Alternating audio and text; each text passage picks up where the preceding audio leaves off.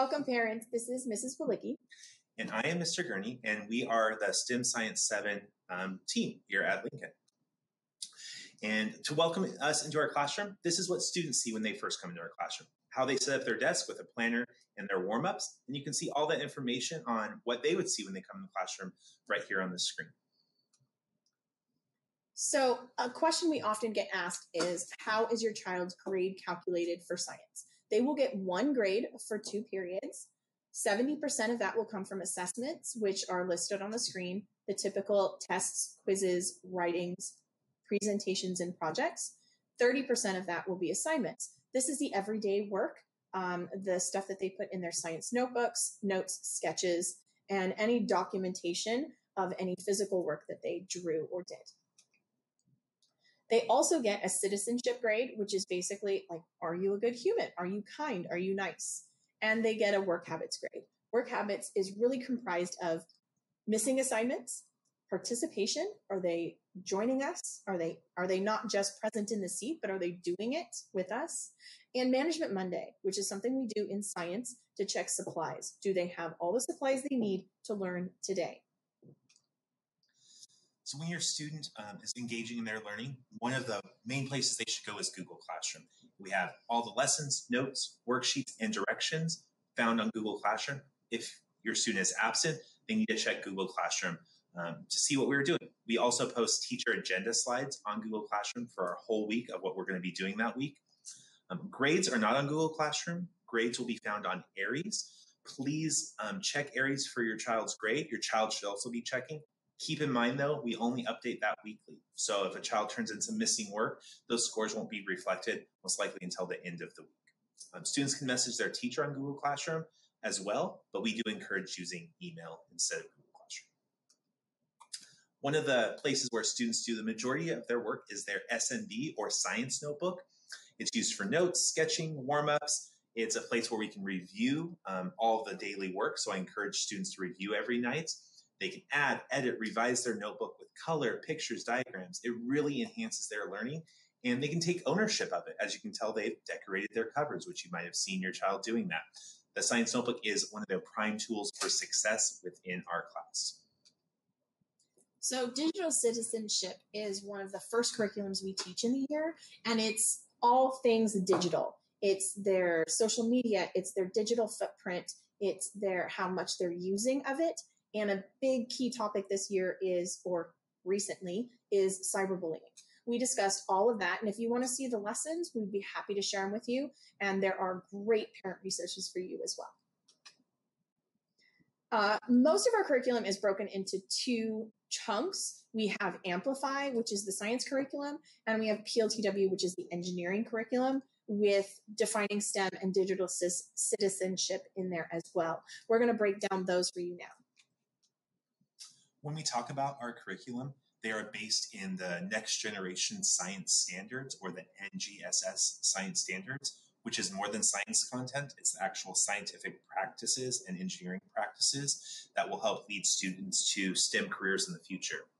Our instruction is focused on an integrated approach where it's not just one branch of science. It's not just geology or biology or chemistry. It's all of them and how they are integrated together. And we also focus on the world around us through a phenomena approach, where we ask questions, real world questions. What is this phenomenon we're trying to actually solve? And we use those scientific practices to actually get there. Our science units that we cover at Lincoln are based on the Amplify curriculum. We have multiple science units that are exploratory, hands-on, literacy-rich. And those science units include geology on Mars, which students just started this week.